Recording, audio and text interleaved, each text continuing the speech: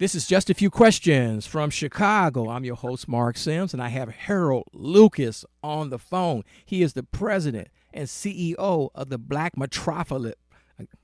See, Mr. Lucas, I told you, Mr. Take your time. I Take know your time, my Black man. I'm, Metropolis. I'm, I'm But talking see, you to know my what? homie from the block. I always tell folks the hardest thing to do is get these openers right. But it can't be perfect all the time. The Black Metropolis Right. Convention and Tourism Council here in Chicago. Harold Lucas, what's going on? Hey, my friend, how are you? It's going. So Good I to know hear you. you were Good to hear talking. your voice. I haven't talked to You you. a talker. So all I have to do is say, Mr. Lucas, tell me what's going on, and you just go. Yeah, well, again, let me open with I need to extend my condolences to the son of Reverend Porter from Inglewood, who marched with Dr. King, was very influential over a number of years in fighting these issues of white supremacy, institutional racism, gentrification, and all the things. This is 30 years ago.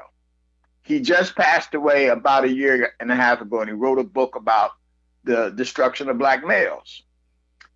Anyway, his son, John Porter, was my executive director during the years that we were open at the Brownsville Visitor Information Center in the historic Supreme Life Building at the gateway to the Black Metropolis National Heritage Area.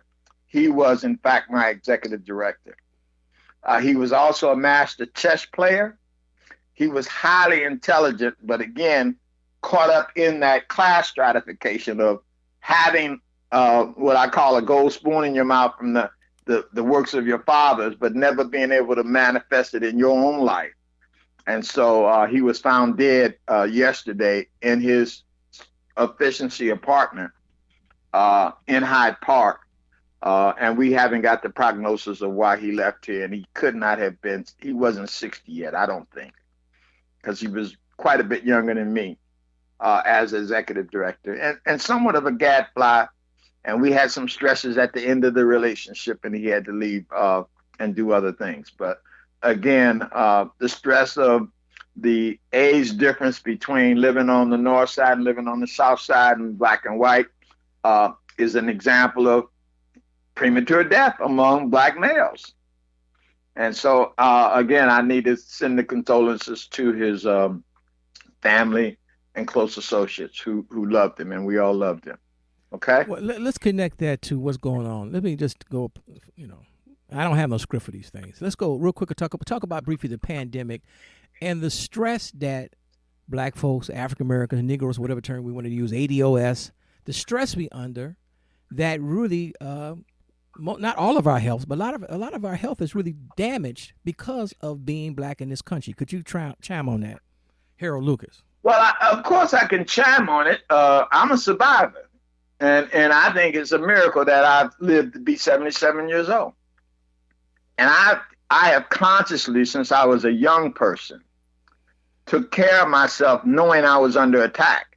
And I intuitively knew that I had to eat things and do things to protect my body because if you didn't, you was not going to be here. Diabetes, all the other diseases that we're dealing with on a daily basis in a repressed community is going to take its toll. And I was, from a survival point of view, from a proletariat bottom-up street perspective, I understood that as a very young person. And that influence of my having left Woodlawn and moved into Hyde Park and came up under more affluent people, I saw what they were eating and other things, and I began to change my diet, right, to try to do things that would preserve my body. And even in that scenario, and the thesis of you get, in general, if everything works out, 3, 4, and 10, and then it's a crapshoot after that if you don't get the upgrade, right? So 1968, I'm sitting at my table 3 o'clock in the morning grinding. Feel this pull, boom. Right? At that point, I had my heart attack. Went through a bunch of stuff, and I don't need to go through that, but I went to the hospital twice. And the heart attack was not so severe that it took me out, but and the second time I came back to the hospital, because I couldn't breathe, right? The doctor said, you've had a heart attack, Why did you go home? Right? I wound up in the hospital, triple bypass, died on the operating table, survived that. Spent a number of months in recuperation. Got out of the hospital and spent time in a senior care facility where I watched people come, elderly black people, be brought into that facility and dropped by their kids, all their assets stolen, and they're left there for the rest of their lives. I witnessed two black males in their 80s, one of them whose son brought him there, dropped him off, he had cars, he had assets, etc. He said he ain't seen his son since.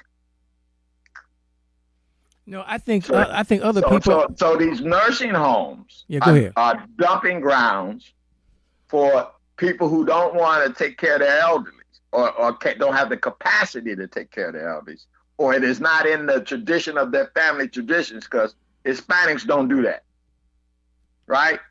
And that's why their communities have more synergy and extended family relationships than we do. But I digress in my explanation because it ain't the real point that I want to make. No. We know, since we went on that, because we can do another podcast and talk about McCormick Place and Mary Daly and all them other stuff. Let's yeah, I think we need to get that in on the first one so we can frame it at least, because it's. Well, we'll do it. We do it toward the end. I got about let's say 10 minutes. You know, you're a talker. Let's do that. We're gonna tee up that Mary Daly and McCormick Place, all that stuff. But let's stay with this. Because I want to tee it up because the politics of where the casino goes is critical. Okay, all right. Let's do that then. Let me just end this real quick. Then we got to do a part 2. That's what I'm trying to get at. We gonna no problem. But let me just. And I'm offering you a host spot on our web portal on Bronzeville for you to run all your tapes. I'm honored. See, what I'm saying is that I want to tell folks. I ain't got but 2 other people on there. Randy Evans is going to be on there with the Future Black Chicago, and Robert McKay with the Black Metropolis Forum, a radio program. And your podcast would be perfect. Well, yeah, I'm honored. I'm really. But I want to let people know who are listening that I think people don't fully understand. In fact, even so-called African Americans, ADOS, we don't fully understand the stress we're under living here in North America. And I think people don't. We shouldn't be. Go ahead. I think a lot of people are so caught up in it that they don't understand the magnitude of it, and they're dealing with it from a subjugated point of view. So they don't have you got to be able to almost step out of your body and have a aerial view of what's going on, perspective, to understand how deleterious our relationship is with America.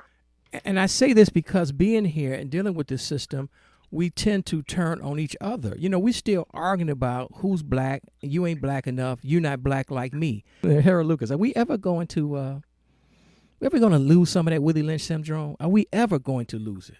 It's tribalism. I think it almost has to go through another revolutionary period. I hate that say that out of my mouth at 78 years old. But I believe that we're going to have to almost have another civil war or some urban insurrections. I say that. Go ahead. The incident yesterday in Minnesota was a clarion call again. We're not going to change our basic philosophy. We are white supremacists. We think we're better than you. We resent that you even got out of slavery, right? We're going to try to put you back in slavery. If our white supremacist government allows it, we will kill you on a daily basis. Now, that ain't going to continue to last. And every time they did it in history, every 30 years, we wound up with an urban insurrection. Mark my words. What I say that is that we understand the forces that are against this. The forces against us have brainwashed us so bad that we still arguing about who's black and you ain't ADOS, and I don't want to hear ADOS, and you ain't this and you ain't that. And I hope to see it in my lifetime, and in your lifetime, we begin to break this, because we never can really fully fight off the power of white supremacy until we get our own house in order. No question. There's no question about that, and that's why you see sustained efforts over years, and there's no progress, because the institution of race, white supremacy, and institutional racism trumps everything else. Because you bougie, you ghetto, you ain't this, you don't want to talk to me. I know people are probably mad at me because I haven't asked them to be on this podcast. I'm talking about Negroes. And the only reason why I haven't asked, because you can be on the podcast. If you know me, you was on my own TV show, you can come on any day of the week. Just call me. But you got to call me first. You got to love me first. That's the one. You would call that the proletariat. Now, of course, the bourgeois say, Mark, you ain't got but 5 listeners listening to your damn pop. It ain't good. It ain't worth my time. That's what the bourgeois would say. You know what I'm trying to get at? And we wonder why we kill each other every day. Our young people kill each other. You're trying to get at stratification within the races worse than white racism. That's what you're trying to get at. Well, it's not as we can. I said it as a 6. I said, give me my elder status to be able to say that to you, Mark. No. Let's tee up the for the part 2. Let's tee up McCormick Place and all the other kind of stuff you want to talk about. Harold Lucas, go right ahead.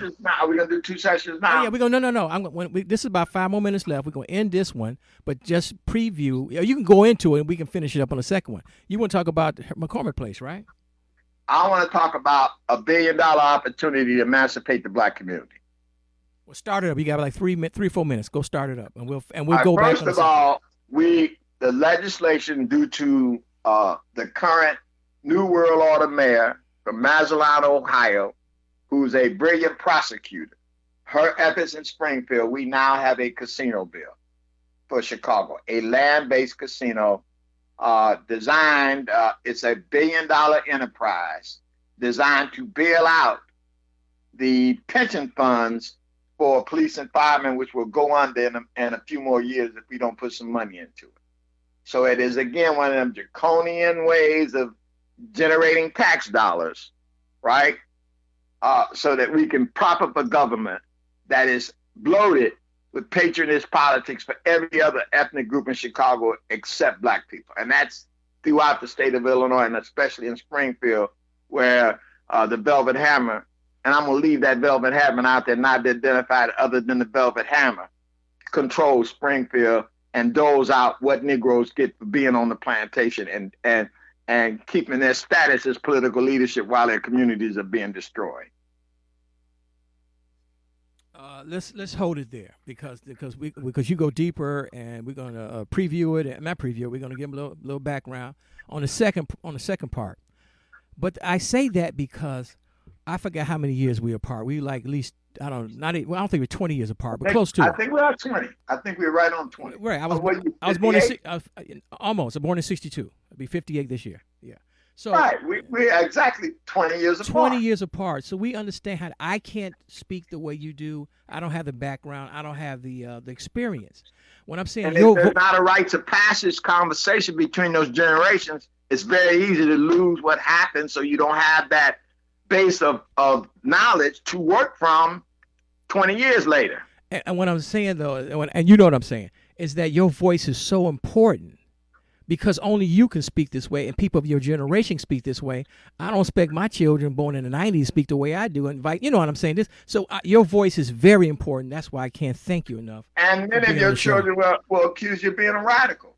Oh, everybody accused me of being a radical. Until the incident hits them where institutional racism screws up their lives. Well, people like me reevaluate everything and the trauma that they will experience from that revelation. Well, people like me, they'll say either he's too radical or not bougie enough. You know what I'm saying?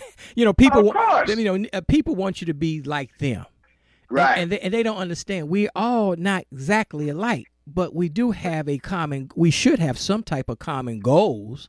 And we should have earned by our presence in this country a commonwealth. The least we could have done by now. If there was not a conscious effort of the white supremacist society of installing Clarence Thomas type Negroes in power positions. Harold Lucas, stand by for part 2. I can't thank you enough for part 1, and your voice is very, very important.